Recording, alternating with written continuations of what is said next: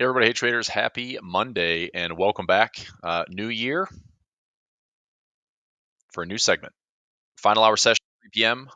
We had a little bit of a break during the holidays as Christmas, New Year's disrupted holiday trading. Everyone needs a little time to decompress, so I did, and here we are. We're back. If you're out there typing a wire, yes, everything's coming through loud and clear. Good afternoon, traders. Welcome back to the final hour. Segments returning daily, Monday through Friday. Okay. So I was in the middle of a trade and just deciding. So I had an interesting situation with Tasty Trade. Talked to the trade desk, and basically, if I have a long call option, so the strategy here is like a diagonal spread. And I'm looking at doing the exact same thing again, just establishing like another kind of campaign position. I think there's some good upside potential in Pfizer. There's a pretty inexpensive way to express this trade. If I want to essentially be like long the stock at $27, I can do that. If I wanted to do another diagonal spread, I can do that. The reason I kind of like the diagonal spread is that I can lower my cost basis. I can give myself some upside. But if I want to just be long the stock, obviously I can be long the stock. If I want to do it with way less capital up front, I can do that with a synthetic trade. It's called a zebra, which means I essentially buy two long calls and I sell one against it, but it's a 2-to-1 ratio. So if I, for example, I'm contemplating this. So I'll walk through the trade. This is one of the big things I want to talk about today, just because this trade popped up in a live session. And I was like, well, looks like I'm going to be on the phone with the trade desk today. And we got it resolved in about an hour. But I ended up getting some. Well, I didn't take as big of a profit as I thought. Initially, I was planning on about a $1,700 profit, and that is on 9 accounts. So what originally was around, was it $1? Yeah, $1.78 times 1,000, so 1,780 times 9 accounts. I'm looking at about a $16,000 profit. And I think when the cash settled, I think I ended up making about 45 cents on 1,000 shares times 9 accounts. So that's a pretty big difference. And all that was just based on kind of a miscommunication in the software. So what I did was, for 2024, the entire year, I was long the $25 call on Pfizer, and I paid $4.80. And over the course of like 5 sell calls against that were out of the money, I ended up lowering my cost basis down below $24. So the plan was last Friday selling an in the money call at $26.50. So it looks something like this. We go back to Pfizer here. So if I'm long call at 25, and then against that, we'll say this is out 12 months. And then against that, roughly every 30 to 45 days, a sell call, at or out of the money to lower costs. And I did that for the entire year, and I never got Pfizer called away. So it never basically went above my sell call level. Well, because the expiration was coming in, it was a January 17th expiration on that $25 call. The net cost on the $25 long call was minus 32 cents. So what that means is I paid $4.80, and over the course of the year, I lowered the cost basis to under 30 cents. Like it's negative 30 cents. So actually, I'm in profit on the position. My break even is around $24.70 or 68 cents. And so what I want to do was sell a 26.50 call and do that against the $25 long call. And I was under the assumption that I've seen, different brokers will wash that, where it's like, okay, if I sell the in the money call and I have a long call against it, it just gets taken away. So my $25 long call gets paired with my 26.50 sell call. I don't get assigned the shares short, and instead my long call is just taken out and it balances out to close out. Well, instead, I discovered today that because my $26 sell call was in the money, the broker assigned me short shares. at 26.50. And today the stock opened up a little bit higher. We're trading around 26.94. I still have the $25 long call going. And anyway, the whole math works out to be it's still profitable, but I wasn't happy how it played out because essentially it makes me take a double look at, like, should I trade diagonal spreads without, having my I have to call in the trade desk and request an exercise. So I can say, look, my sell call is in the money. I need you to exercise my long call. Therefore, they can offset. So it just seems like an added step that I shouldn't have to do, but I have to do it. According to them, I have to do it. So it's not a bad thing. It's kind of annoying because now when I do diagonal spreads, if I'm going to get anything called away, I need to make sure that the broker knows, the trade desk knows that I want to exercise my long call option because the other side of it, the sell call, is going to be exercised because obviously I don't want to get short any shares. So all that means is this. I want to reestablish the position on Pfizer, and I'm thinking of a couple ways to get long the shares but also have some downside protection. So I can do the following. The cheapest way to do it would be to give myself basically a full 1 delta or 100 delta, which means I could own the shares outright. But to do that with every one of my accounts, if I buy 100 shares, that's going to be about $2,700. So the difference is if I did this for, like, last year's campaign trade was about 1,000 shares. So 1,000 shares at 26.94, my IRA accounts are going to have to tie up $27,000. I don't really want to do that. Okay. Now, the most I can lose on that trade, if I own the shares, I don't really lose until the stock goes to zero. I think this is a pretty good position where, we're back to the 2020 COVID lows. Obviously, Pfizer has been lower than that. I don't know if the healthcare situation or big pharma is going to be under all sorts of trouble. So I do want to make sure that whatever I'm doing here, I do have some protection. So anyway, I might spend the entire final hour segment today talking about Pfizer because I'm just debating mathematically, like, how I want to take the trade. So I looked at, if I do a diagonal spread, I could buy the 20, sell the 30, and I could get that trade for $27. My break even would be $27.10 or $27.11. Now that means that the price has to go up about 20 cents for me to be in profit. I have upside potential of around $2.90, which means there's $2,900 in profit if the stock gets up above $30 by March. So I can go out all the way to June of 2026, okay, which is a year and a half out. That's plenty of time in the stock. And then every, I'd say 45 to 60 days, in this case, I was doing this 74-day expiration, and seeing if it will go up. We do have some earnings on this one coming up in February.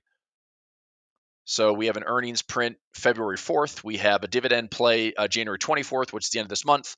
So if I do an option trade, I wouldn't collect the dividend because I don't own the asset, but I don't pay for it because my sell call is out of the money. So I'm just thinking out loud, obviously. Do I like the stock enough to buy it now and take it up towards, my profit target on this one is we've had a nice little decline. I could collar this trade. The problem is the premiums aren't good enough for me to really justify, like, how much longer do I want to hold it. I think that the stock can get up into, let's say, the mid 30s. I've got fair market value around $76. Okay, fine, that's great, but how long does that take? There's also some risks up here. Like, it looks decent. We've got a solid dividend, but it says here not well covered by earnings and free cash flows. Financially healthy-ish. Is there some risk on Pfizer? Yeah, probably. Profit margins are lower, cut by almost 50%. So, but trading well below estimated value. Earnings are forecast to grow around 10% this year. Anything I'm looking to own, I would want to have some, good fundamentals. So is Pfizer, the best pharmacy stock? Probably not. Let's look at some of the competitors. So Eli Lilly, which has been just Ozempic to the max, but it's, price to earnings at 84.1. Pfizer is below the pure average. Johnson & Johnson at 23.5, but the stock price is like 6 times more expensive. Johnson & Johnson's like $140 stock. Pfizer's, $25, $26. So anyway, I'm spending a lot of time on this position. I'm just thinking, what's the most cost-effective way to do it? If I just buy the shares outright, I'm 100 delta long, and I get every dollar that it goes up. but I want to do it synthetically, so my IRA accounts, I can trade it with the same type of long position, but not necessarily be on the hook for, all the capital that'd be required. So let's do some math.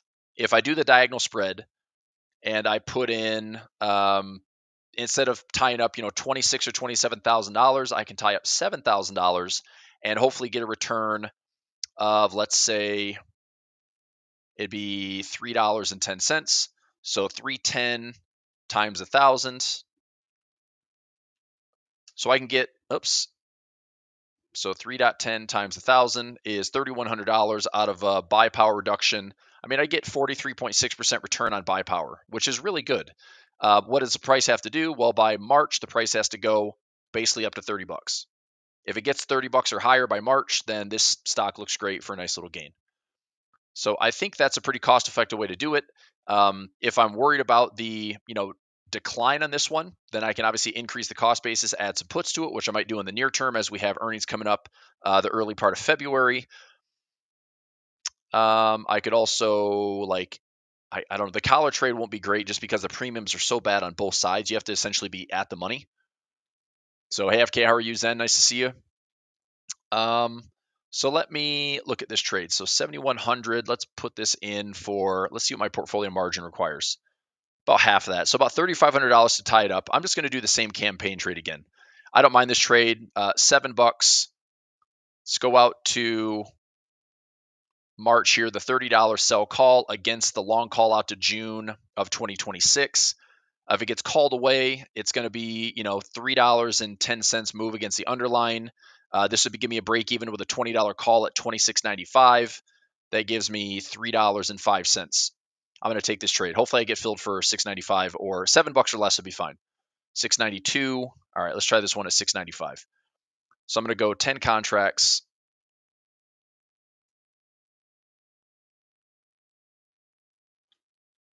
$6.95 not filling. Let's try $6.96. Now let's try mid at $7.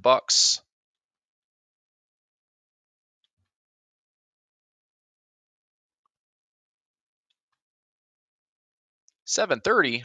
What's up with these prices? Seeing a lot of movement there. Hopefully $7 is about right. All right, I just got filled for $6.99. I'm going to take this trade across the board. So this ties up about $7K in IRA accounts and about $3,500 in margin accounts. So let me go similar order here. 9732. Getting filled there. 111. Getting filled there. 7634.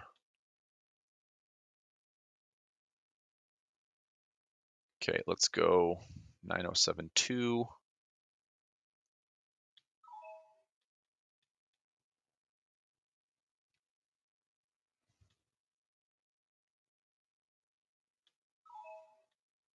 Okay.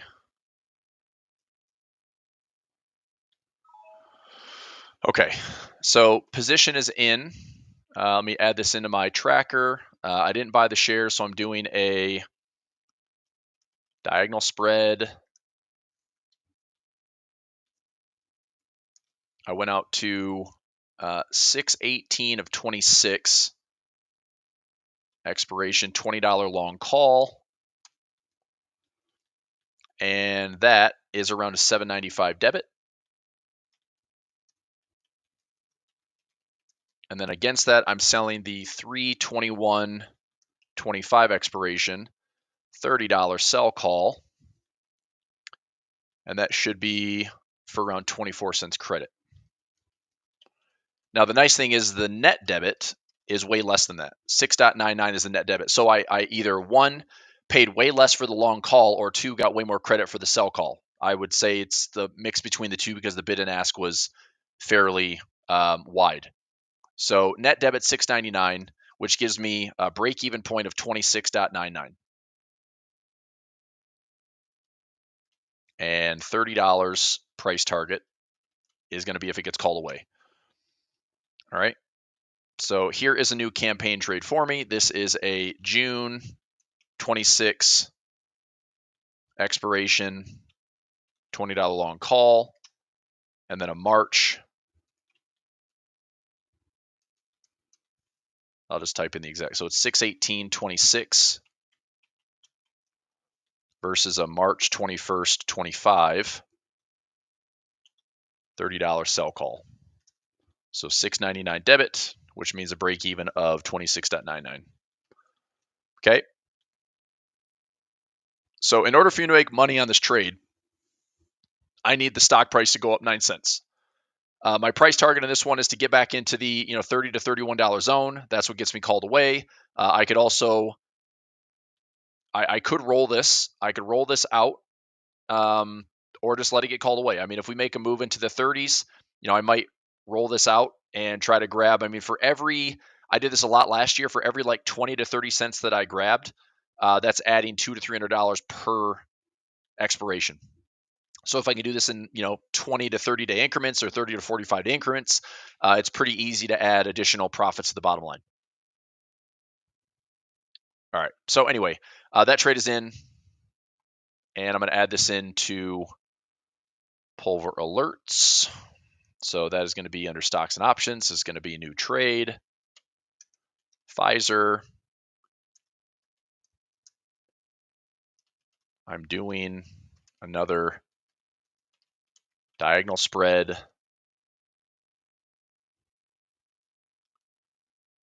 So I buy the long dated option, sell the short dated option.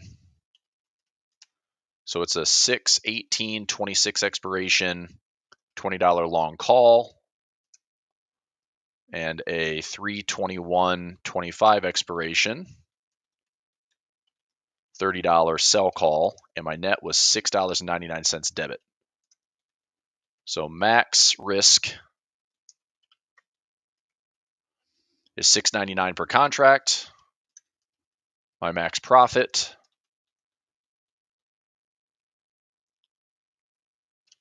currently is 3.01. So it's 30. Sell call at $30 less the $26.99 break even point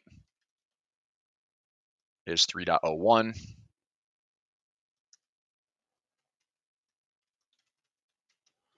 Okay, so my max profit's $3.01 per contract right now. My goal is to sell calls against the long dated option and lower the cost as much as possible. All right, so that's in, and hopefully there's some good upside potential here.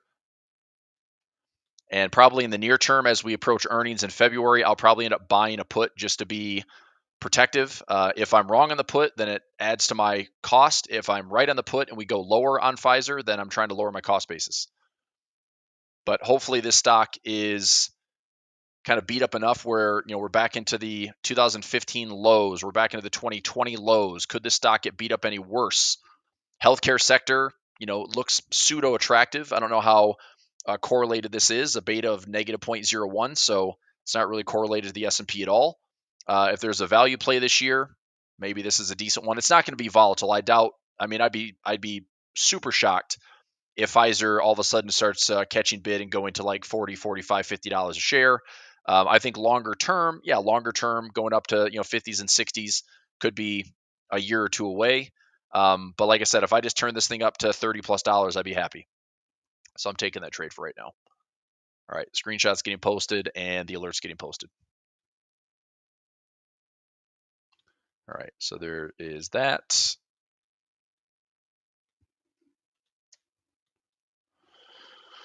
Okay, so that is posted. Pfizer trade from 2024 is profitable. Pfizer trade for 2025 into 2026, I'm liking. The other one I might look at is going out to TLT. I do think there might be something in the bond market that's a little busted.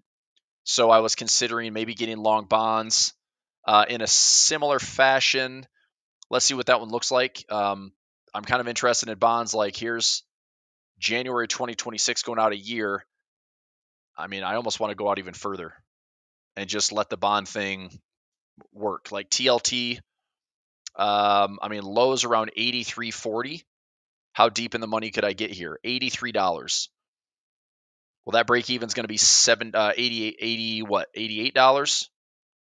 The deeper I go, this break even's $87.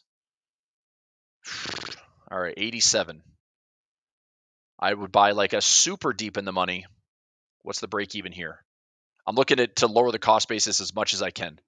65 plus 22.60 is an 87.60 break even. 1845 is an 88. So my better break even is going to be the deeper in the money call option at 65. Against that, if my break even is 65 plus 22.60, so 87.60 be my break even. Against this January, could I go out, let's say, I don't know, 74 days?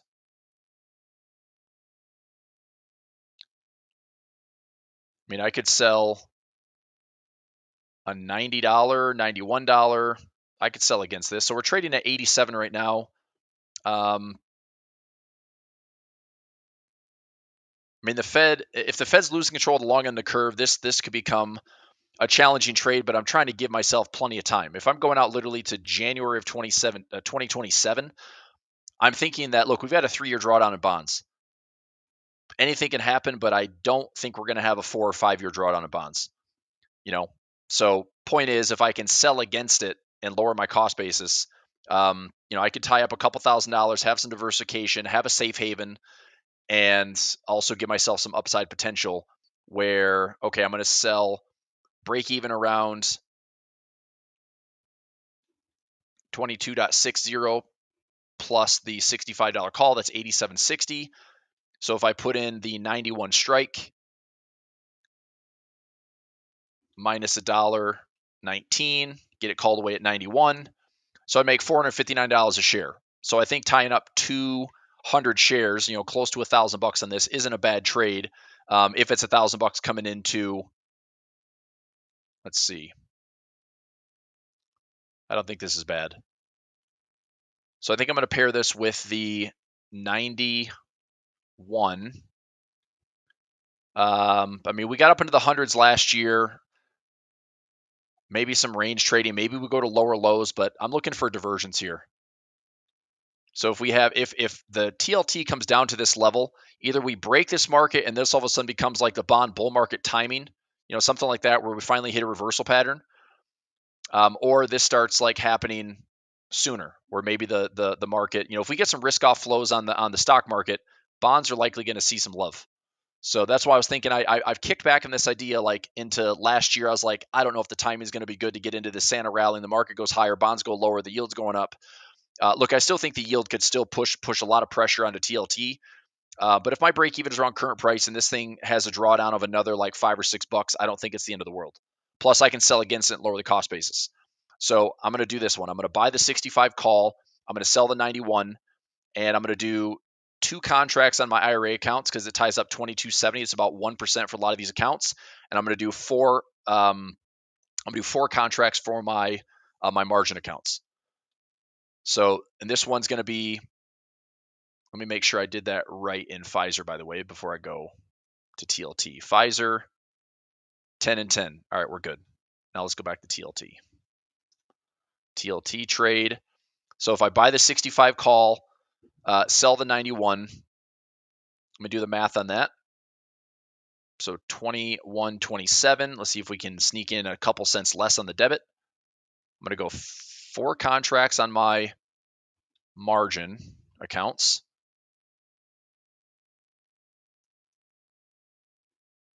So about $4,500.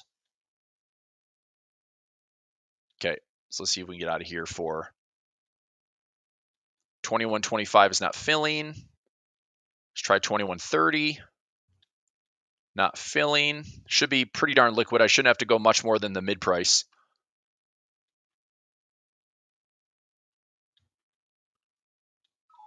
All right, just got filled for 21.32. Next account, 2132. I mean, come on now. 2132 is getting filled. Good.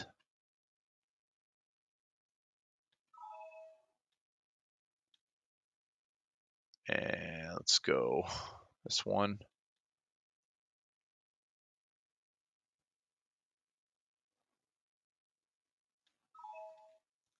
Okay.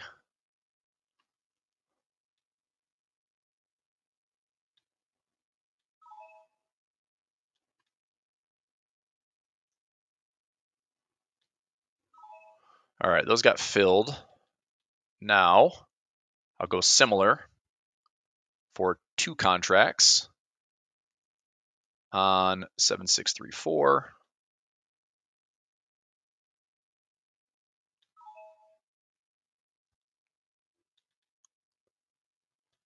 Okay, so that's 2 contracts there.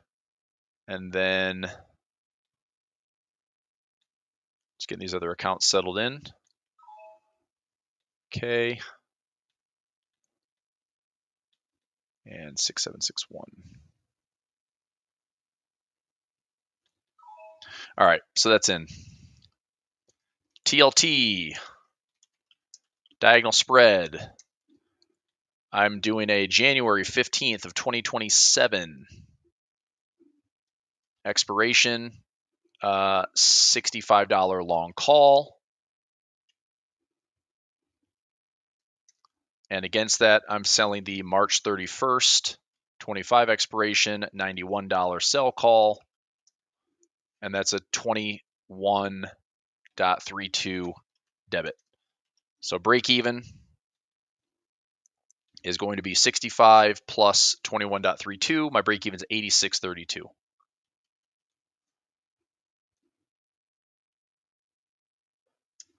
Okay, and if it gets called away at 91, then I get 468 times 200 shares, which is 936.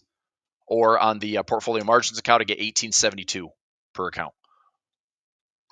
So I don't mind that trade at all. I've got plenty of time on the trade to go out to January 2027, which gives me this year and next year of can the bond market get into some type of bottom. Okay, so it's not super time sensitive, but I'm looking at this as, okay, so let's say the 10-year yield continues to go higher. The bond market continues to be under pressure on the long end because all the Fed is doing essentially is controlling the 2-year yield, right? Like they're controlling the short end of the curve, not the long end of the curve. The U.S. 10-year continues to push higher. The threat is that inflation is going to push it up towards 5%. If it really loses traction, then we get into like the 5 to 6% zone. That brings on so much extra risk into the equities market. It's not even funny. So, I know I'm getting the position in now, but if there's risk coming in earlier where this pushes back up, at a low, or we get into like a divergent bottom and we start getting a reversal pattern, I mean, I'd love to see that trade. I really thought from here that this was a bit of a cup and handle and we were going to go back up. And this thing here for a cup and handle, we were going to go we didn't get it. But right now what I'm seeing on bonds is this some type of like falling wedge, where this is just going to coil and coil and coil and coil and then explode higher. So, if we get a move like that, then, trying to stay out of the way and trying to roll my calls and get out, like just let the upside continue to run, rather than just holding the asset long. I took the trade, which tied up around $4,500. Okay. $4,500 is what I am required to have set aside from the broker, as opposed to if I bought, and this is for 200 shares and 400 shares. Okay. That's a lot less capital than if I just bought 100 shares of TLT. 100 shares of TLT would cost me, almost $8,700. So using options, I tie up way less capital. I still give myself some good upside potential. Started out as like an income trade, and then if I really like the direction, then I try to massage my options where I can get the additional upside by rolling or whatever. I'll add more exposure to it if I like it. I can add more credit spreads if I like it. But right now I'm just going to establish kind of a core position. Okay. So that is in stocks options. I guess I'll trade. I guess it's technically stock options, whatever. So TLT, this is a new trade. TLT, I'm doing a diagonal spread, buy the long dated option, sell the short dated option. So it is the, let me look at that one up again.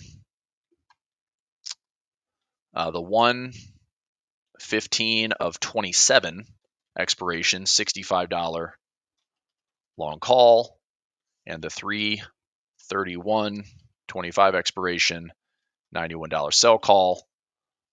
That was a 21.32 debit.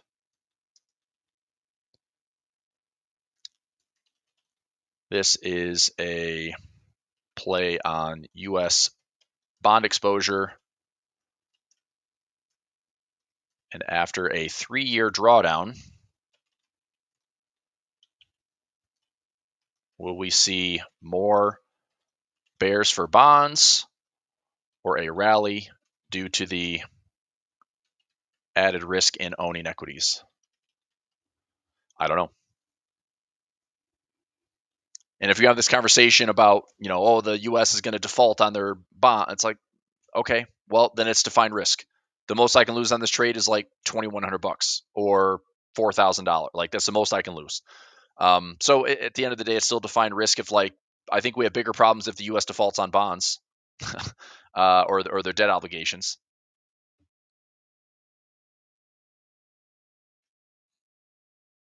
So anyway, I like the trade.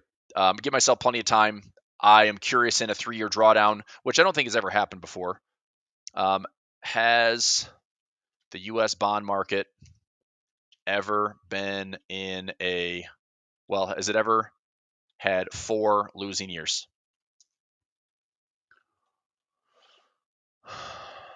Let's see.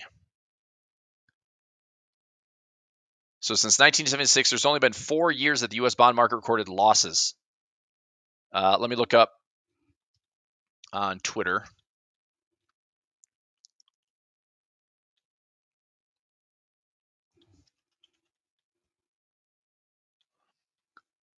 I know this guy's got some data. Let's see. Spending versus tax revenue. Correlation between bonds and U.S. equities is crazy high right now. I think that's also going to be something that breaks. We haven't been this correlated in the U.S. The equities and bond market since ever.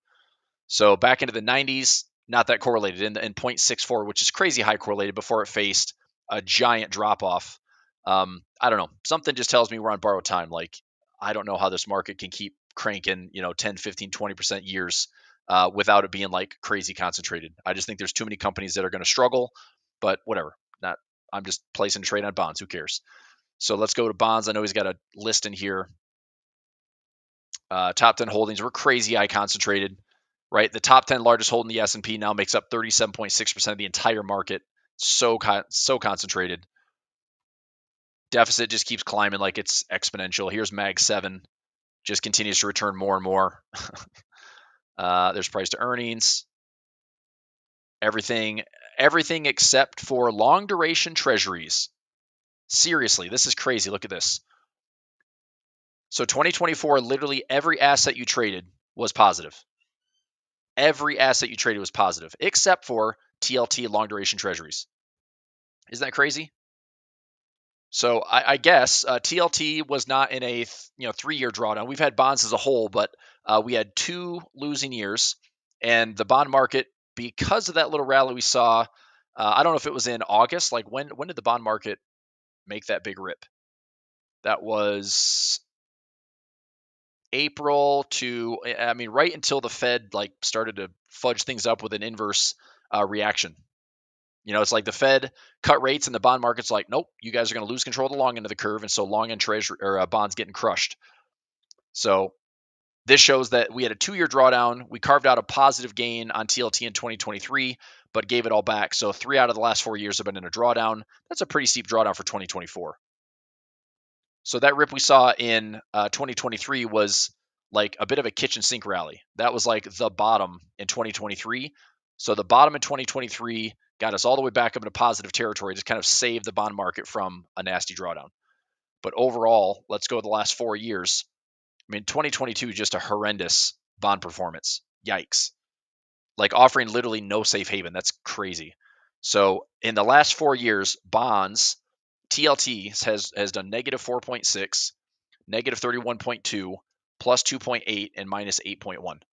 Your bond portfolio is down 41.1% in 4 years. That feels pretty good, doesn't it? Yikes. So anyway, I mean, it's a calculated risk. I mean, could the bond market break down even further? Maybe. But the reason I'm taking this trade is I think it's cheap enough. Okay, where I had some long exposure in 2023. I had some long exposure thinking that as the Fed was going to be cutting rates, that the bond market would be going higher. It did that, but what was interesting, and I'm really happy and fortunate that I timed it the way that I did, and that's not anything other than like I just was able to get out of the trade. So when this low to high, higher low to higher high was happening, I was basically looking to get long on a swing, trying to get back to this high. It pretty much got to that high and then completely reversed off of that. So this is a nice thing about a diagonal spread. Even though I'm long out to 2027, okay, I'm long on TLT. But against that, for this year, I'm only out a couple of months. And if this goes down lower, I can sell against it, sell against it, sell against it. I can work my cost basis down. Okay. So anyway, this is a 1/15/27 expiration, $65 long call, and then a 3/31 expiration, $91 sell call. My break even is 21.32 is the cost of it. That's the debit. So that break even is what? 87.32? 86.32. There. So 86.32 is my break even, which is kind of nice because we're already trading on TLT at 86.85. So the way I trade this with options is I'm actually 50 cents in profit right now. Do I take the trade and move on? No. I mean, I'm going to let this thing hopefully work and see if this will come back into the lows and then give us a nice little range to trade. So maybe we do get back to $100, or perhaps we get a break of the bond market because, okay, yields go higher, bonds go lower. And if the equities market continues to go higher and we're still talking, Mag 7 or some type of sector rotation and the equities market continues to be like the best place to put money right now, okay, cool. Maybe the bond market's under a little bit more pressure. But I think that the upside we have in the equities market, let's say that we get 10% in the equities market. That means you're going to have to be willing to take on probably 15 to 20% in drawdown. So just keep that in mind. For your 10% upside in the indexes this year, you have about 15 to 20% potential drawdown.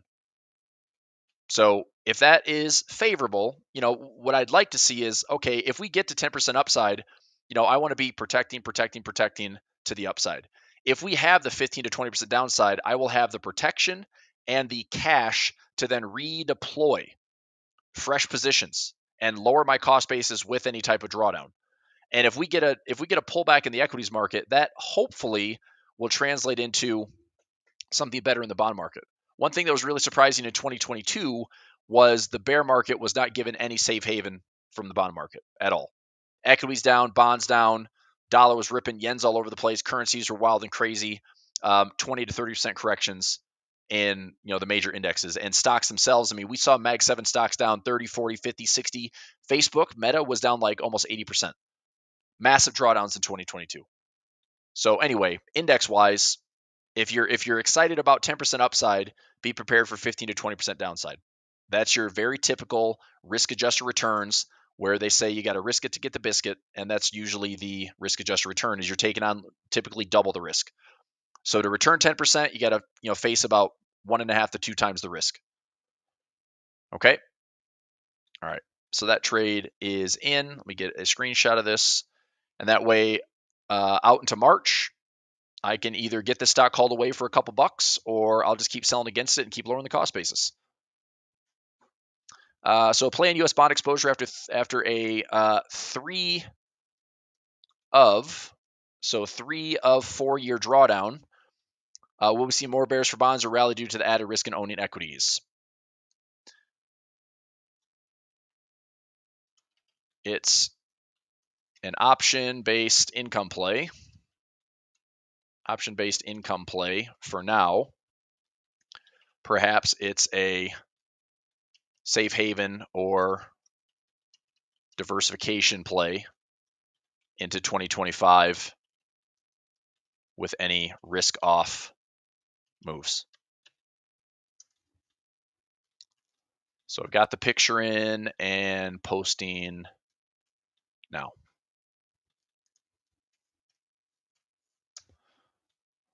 Okay. So got TLT long, put a new campaign trade on Pfizer.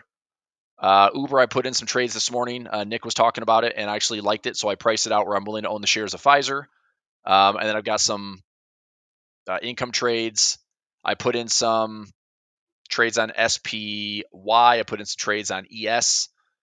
We'll see. So funny how the market is still green on the day, but not nearly what it was with this gap up. So opening here or closing here Friday, opening up today, pushing right back up. And if you look at my chart here on the SPY, let me go back into the daily time frame. These are two levels we need to watch pretty closely for the next week or so. Okay, inauguration is the 20th. So I don't know if the market's going to get all excited about pricing in good things or the market's going to get all worried and scared. But don't be surprised if the market does not get above this dotted line and get below this dotted line until something afterwards. Right? I mean, we have the inauguration on the 20th. We have non-farm on Friday. Not sure when inflation numbers come in, but I think the market is paying attention to it. So this Friday, non-farm 154 is forecasted, 227 was previous. Unemployment rate expected to stay consistent at 4.2, average earnings at 0.3. Okay, fine. Let's go to the following week. When do we have our next round of inflation data? Inflation data is going to be what the market's watching, what the market's waiting for. What's the Fed going to do or say? I haven't looked at the CME watch tool yet this week, so I'll take a look at that right now. We have core PPI, so producer price index on Tuesday the 14th, and then CPI on Wednesday. So next week we have inflation data for the U.S. All right. On top of retail sales on Thursday. So we get our non-farm payroll, we get our inflation news, and the Fed's not really going to do anything. The watch tool is expected to be pause until maybe this summer. So let's go to January 29th, expected to keep the pause 93%. That's highly probable. March, expected to still, be a pause at nearly 60%. May, 50-50 on whether they'll pause or cut. June is favoring that, by May or June, probably June is going to be like that potential cut. So that gives the Fed the first half of the year, essentially. The first half of 2025 is restrictive as of right now. Right? I mean, if the Fed's not going to do anything until possibly June of 2025, is that enough to, get the markets to rip higher on optimism? I don't know. I don't think so. I think it's going to be difficult. I mean, there's other reasons for the market to get excited. Like, okay, we've got AI flows continue to come in, storage stocks, Mag 7 continues to perform, earnings for the first quarter does really, really well. Who knows? But we don't want to see Mag 7 have bad earnings. If Mag 7 has bad earnings because it's so highly concentrated, if Mag 7 has a nasty drawdown, the market's coming with it. So and truthfully, if you want the least amount of volatility, then either one, like option plays and keep defined risk, or two, indexes over stocks. I talked about that this morning. I don't want to necessarily go my year of 2025 trying to be a stock picker when if we do have a drawdown, we could have some stocks being down like 30, 40, 50%, quickly. I'd rather be in the indexes where if we saw the index drop, 15 to 20%, that's a nasty, nasty pullback. If the index was down 20, 30, 40%, that's, we're talking like as bad as it's ever been. I mean, 56% was peak to trough in 2008, right? So if it ever got that bad, I still think the indexes are better than having a stock in your portfolio that's down 80 to 90% that has no chance of coming back for any type of short-term trade, So I don't want to be on the hook unless I have protection and I can control the downside risk. I don't want to be in stocks that have that potential risk-adjusted return of, Tesla's a good example, right? If I own Tesla, cool. If I own MicroStrategy, cool. But I better protect the bottom side, because if it drops, I mean, MicroStrategy already is crazy volatile, right? I mean, I own the darn thing at 288.47, which seems great, but I'm going to get it called away at 305 by the end of the month, or maybe the first part of February. So it's like it became an income trade, and I don't know if this is done yet. Perhaps this is high, low, lower, high, lower, low, lower, high, lower, low. Maybe MicroStrategy isn't done yet. If it goes higher, okay, fine. I'll get it called away. I'll turn this thing to income, and I can buy more shares, and I can add a collar trade, and I can do it all over again. So I don't mind doing that. But I just don't want to have any type of stock exposure without having some protection. Or the stock price is so cheap, and it's a dividend play or low volatility play, it's a low beta play, that I don't mind just kind of like Pfizer's a good price where I don't think there's really much more to the downside. I can still buy some puts here and there if I need to, but I think the trade itself is, if there's a sector, okay, XLV, I think sector wise, like, we can clearly go way lower, but as a whole, healthcare right now is, 15% off the highs. Is there more to the downside? I mean, that'd be pretty nasty if we ended up coming back to the, 2023 lows, or the 2023 lows here, the 2022 lows here and here.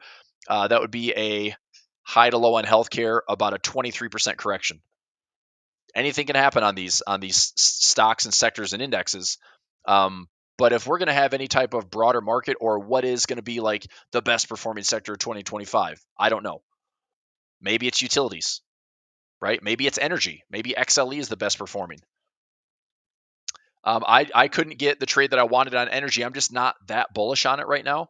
I don't know. Maybe a put, but even if I want to say I'm going to own XLE at $80, XLE at $80, if I go to, let's go here. I mean, I only get like 80 cents of premium. Like, that's not great. Probability assignments around 15% or so. It's an 18 delta. I'll say there's a little bit more implied volatility there. So maybe a 15% chance of assignment. But is it worth, if I only want to own 100 shares, making $80 on this trade and wrapping up $8,000 in cash does not seem like a good investment. So I'm almost better off, like, if it falls to the level that I want, then I take a dollar cost average position, and maybe start putting on some option trades in that area, rather than I'm just going to get long energy. I mean, there's better ways to trade it. So I don't know. And still, like, oil is possibly going to go higher, but I think today's rejection is another sign of, this is what I said the last couple months. If oil does not make a convincing break above this 200 moving average, I think this is another fake out trade. Every time we've had this 4 or 5 day rip, this 4 or 5 day rip, this 4 or 5 day rip, it's faded hard and has come right back down to the same lows again. So until the energy prices start to really run hot, I've got to see price confirmation prove that we're going to stay above, $75 and maybe start creeping up into the 80s. High 70s or 80s means, like, okay, I believe it. Oil's heading higher. And then we go back to the same looping conversation of, okay, what about U.S. inflation? So by the way, I don't think we have on the CPI. Let's go Trueflation here.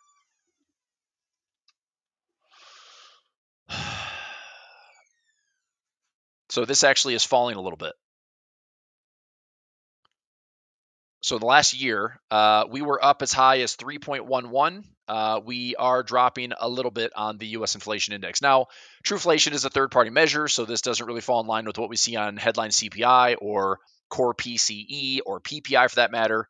But, I was not surprised, and I use this as a reference. As we bottomed here in inflation, what did we see?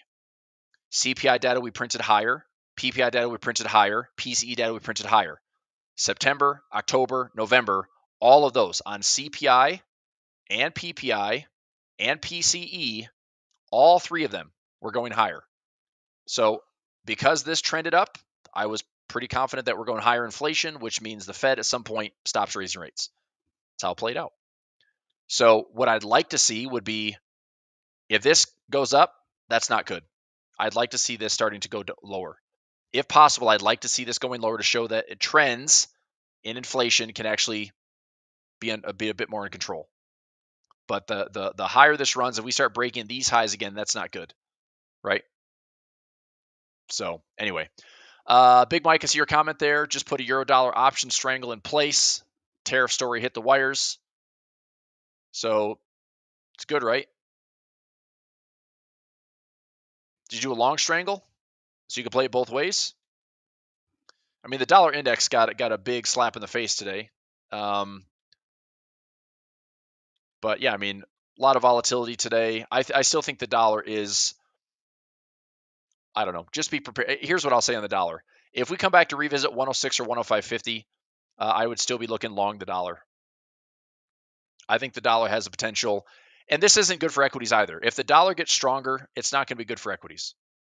The dollar gets stronger, it's bad for exports, it's bad for multinational companies. It's a bit of a pain trade out there. So I don't think it's time to fight the dollar. Now, if this comes back a little bit more aggressively, then I'm going to flip my, Aussie dollar position I'm long on. That'll be profitable. So I'll see if I can flip that around. Like, it's faded pretty hard, right? We had this little squeeze today. All I see in this stock is, or this asset is, there's a giant inefficient candle. Okay. And what do we do with today's wick? We came back up and we tried to test that candle. Like, that to me is an efficiency grab, right? But it's getting faded. So either this is like the fake out and there's still more pressure here that's going to continue to push dollar strength, the dollar strength narrative and technicals, or this is a sign of, okay, we have this little squeeze. We come back in for a little bit of a higher low, and then this actually starts making its way back up. So, I mean, this is my net position. If we start to go up into some winning levels, I mean, this is a logical spot to close out some profit. The 6,400 when the level broke out there, either profit level there, profit level there. So if I get a squeeze on the dollar, I'm going to take the profit on Aussie dollar, New Zealand dollar, but I'm still long dollar CAD, and I want to see dollar CAD hit my profit target. I think it'll still get there. I'm actually going to probably add another position to it, and then dollar Swiss, like, no brainer. I'm gonna take any reasonable pullback again on dollar Swiss. I'll add more to it. I think we're getting to 92, so I'll keep adding to my dollar Swiss. But that's my thoughts on DXY. I don't think this trade is done. I don't think this bull market is done. I think because we swept these recent highs, this has been like a repeat for a while. Like, through the holidays, it's just like, yeah, I'm just not calling tops or bottoms here.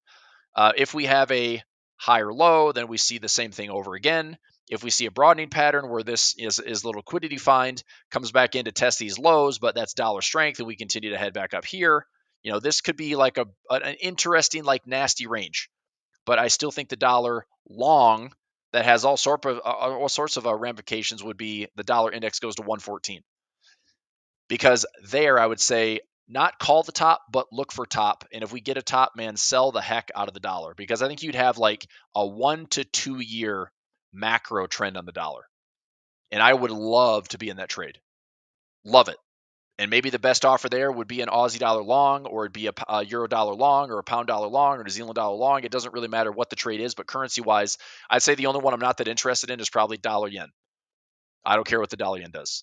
But the other 6 pairs that involve the dollar of the majors and crosses there, I would say that, man, I think we would have a macro trade on the dollar, which would be like, it could make your entire year. If you get it right, you could make a fortune in a year or two or whatever it takes. But anyway, that level is not now. That level is higher, and there's more pain ahead if that's going to be the play. And eventually that trade sets up really nicely. But until then, I would just be on the lookout for, okay, a little bit of chop here, just a pullback and the dollar gets stronger. Okay, fine. That's scenario 1. Scenario 2 is the dollar turns a little bit harder and it comes back down to face just some checks. Like, it broke out here. We have a retest of the backside of this trend line. Resistance becomes future support. And then there's an opportunity to still get and resume long the dollar. So rather than chasing the all-time high, not all-time highs, but chasing these recent pushes in this really aggressive trend, you just wait for a pullback. Okay. All right. Let's see here. I think you might have miscalculated your break even on Uber. No, because I have 2 puts. I would own 100 shares at each level. If I sold the 60 for 100 shares and I sold the 57.50 for 100 shares, if I get a sign where price is below 57.50 by expiration, I'd own 200 shares at 58.75. right?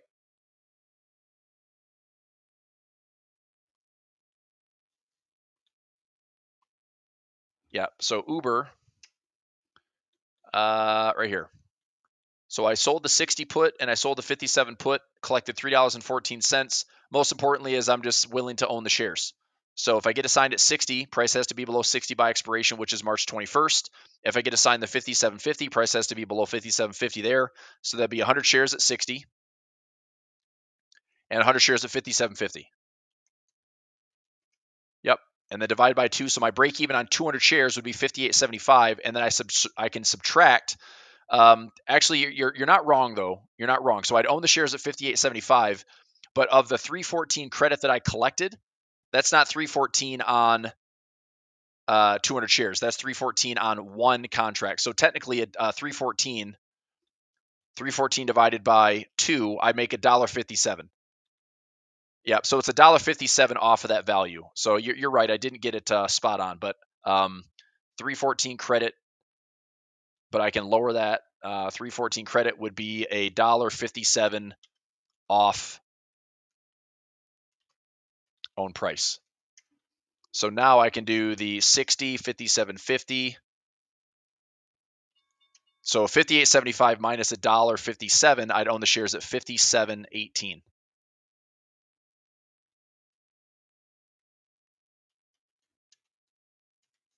57.18. Yep, there you go. So let me update that in the A1 Discord.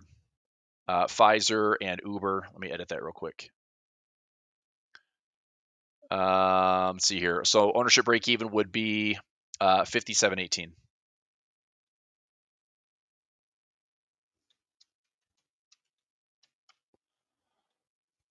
Okay, so that's updated. 57.18 would be my break even.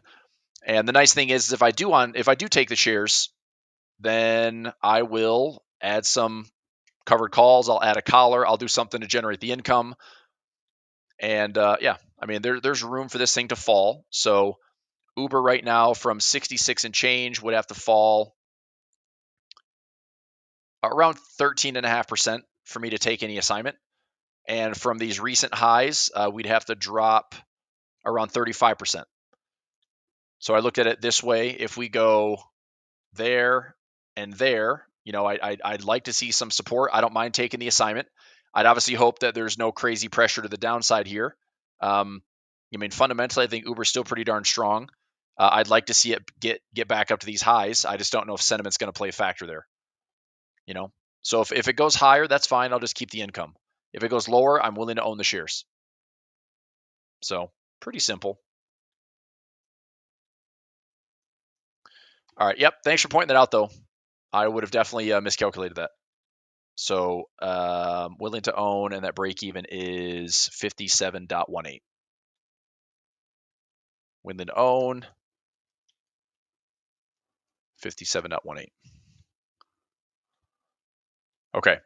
So a little recap from today. So I have some new trades in today. So I put a new trade on SPX today. Put in some new trade on the SPY and the QQQ. Put a new trade on Uber. Put a new trade on Pfizer. Put a new trade on TLT. I rolled NVIDIA and I rolled MSTR for more income. I had to settle a Pfizer trade. Anything else for today? I think I'm good. Okay, so new trades from today. And then upcoming news, we have non-farm Friday. We have PPI and CPI next week. We have inauguration. Not that it's a news event, but it's something. See, I spelled that right. January 20th. We would have PCE end of month, most likely. Fed watch tool showing potential June 2025 rate cut. So we have a first half of the year being restrictive. I still think we need to watch the U.S. 10-year yield. Higher equals more pain and higher inflation.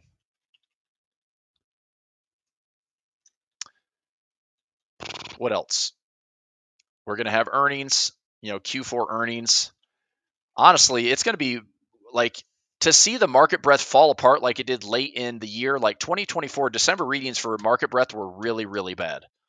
And so going into earnings for its Q4 earnings into Q1 prints, I mean, I don't know if they've lowered the bar for price to earnings and earnings per share and revenue to be like really low. If they set the bar lower, if they're revising it lower, or if it's like the market is priced for perfection, and if there's any flinch or glitch in earnings and it doesn't just show these amazing multiples, that we have to have some type of reality check.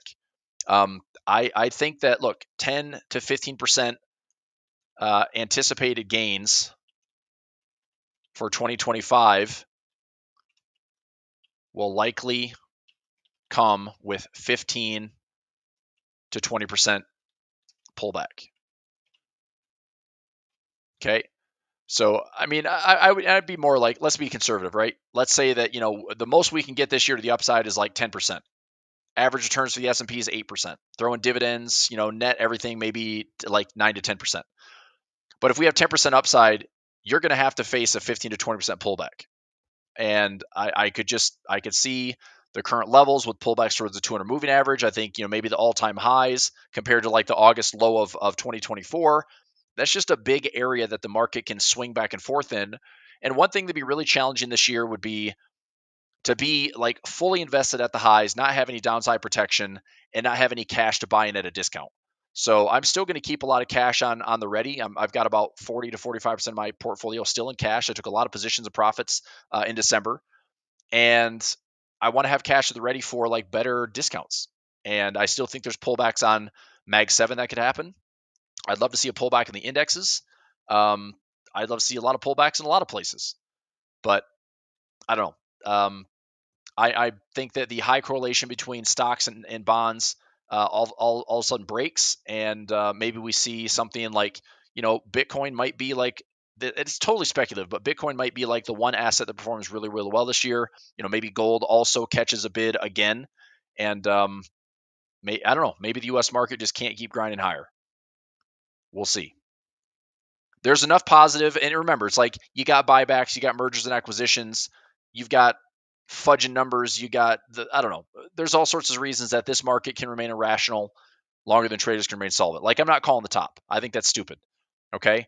But I will say that I fully expect to have some type of volatility where if we don't have any pullback again, I'm going to get really, really nervous for a bubble.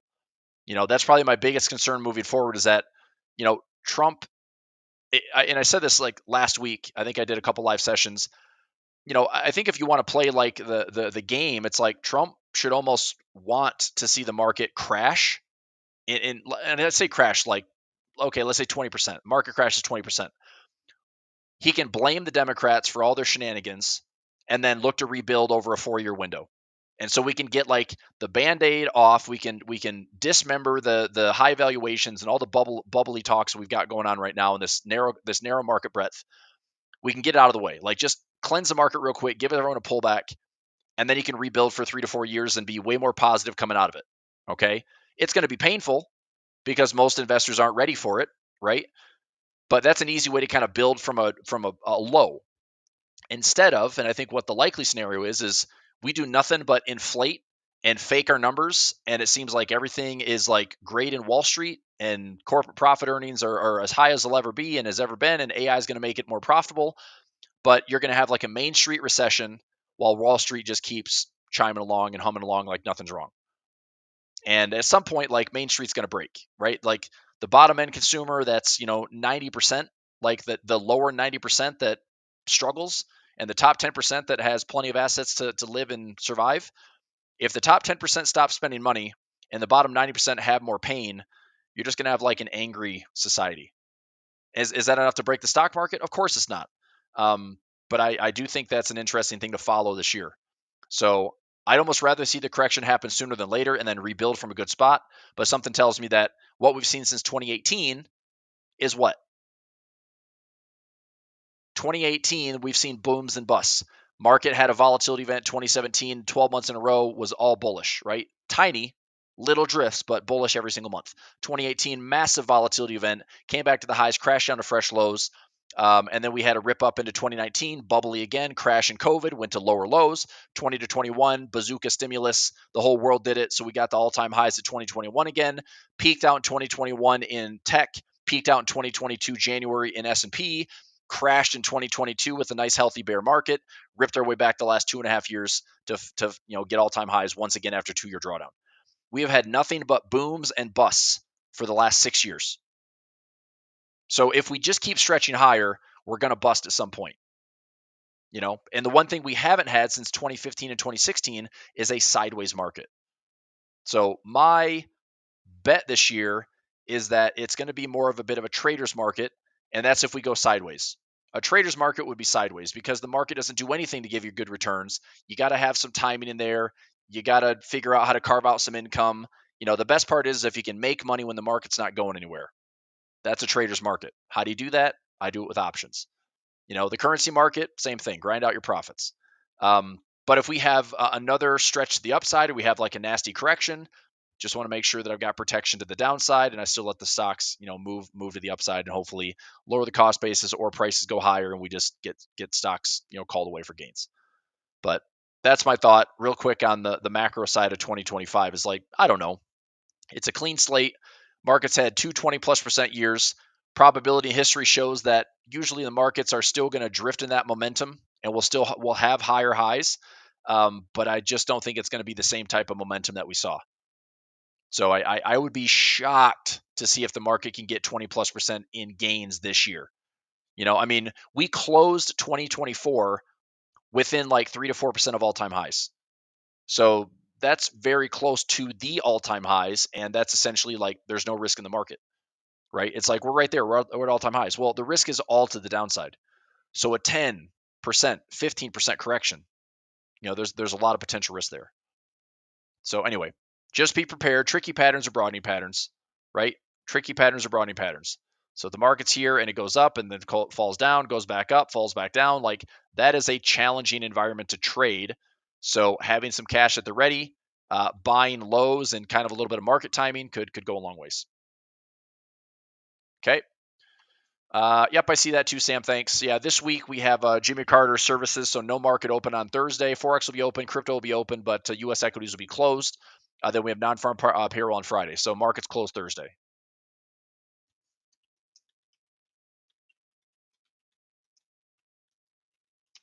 Okay, then we have non-farm payroll Friday when the markets return. Alrighty. So final hour session will be coming back daily, unless otherwise stated. This should be back in the saddle. So I should be good. And we'll do this again tomorrow. Okay, I'll let you go. Thanks, everybody. See you soon. Thanks. Bye.